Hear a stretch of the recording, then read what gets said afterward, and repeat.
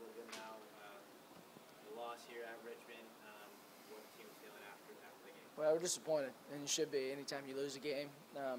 You know, and it's a deflating feeling when you're playing hard and you don't have a lot to show for it.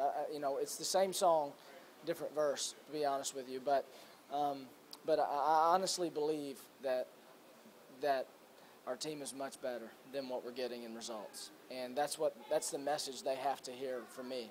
We have a lot to clean up, a lot of things we can do to be a better team, but we're right there. We're right there. As soon as we realize it collectively that we're right there, then we'll get through it. What do you see? The team was doing well Yeah. tonight against a very good Richmond team that's undefeated. Yeah, they executed the game plan really well, you know, especially the first 30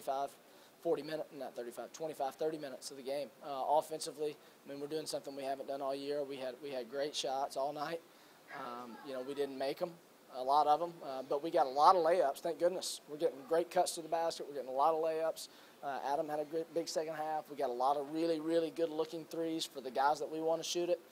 And, you know, it's one of those days where they didn't go in. You know, if Aaron goes, you know, if he's 4 for 8 instead of 8 for 8, instead of 1 for 8, that lifts our spirits, that keeps us going, that keeps us in the game. You know, it doesn't mean we win, but it changes the whole dynamic. And so, you know, I'm proud of them for really taking what we gave them and trying to make it work, especially offensively. And like you mentioned, in the game for so long, and then it just seemed to stop. Yeah. How do you explain it? Running out of steam, they played better, we stopped It's executing? a combination of all those things. It's letting fatigue get to you.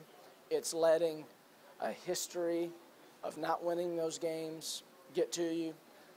It's all of a sudden trying to do something that's not part of the game plan, not consistently, but just here and there and there. It's not really being determined to guard quite as much. It's the little things that we've talked about. And people get tired of hearing coaches talk about little things, but it's simply that. It's simply that. And you talk about the history of not winning these games. Yeah. And you've started from the beginning on trying to, you have to try and change that. But where do you start? What do you try to do at this point to get it so that when you're in these close games, you're now winning them? Well, what you have to do is just a self-check. You know, we talked in the locker room. Not one thing changed from the first half to the second. Same teams, same coaches, same offenses, same defenses, same referees, same venue. Doesn't matter. And you can't let a little adversity all of a sudden throw you back to, well, we've lost 4 or 5 in a row, or we hadn't won this, or we haven't done that. It makes no difference. It wouldn't make any difference if we'd won those games. Sure, it inspires confidence, but you have to play that game like you're going to win that game. You do everything you can within your power, within the framework of what you're trying to accomplish to win that game. And we're going to get there. The sooner we realize it, the sooner we'll get there.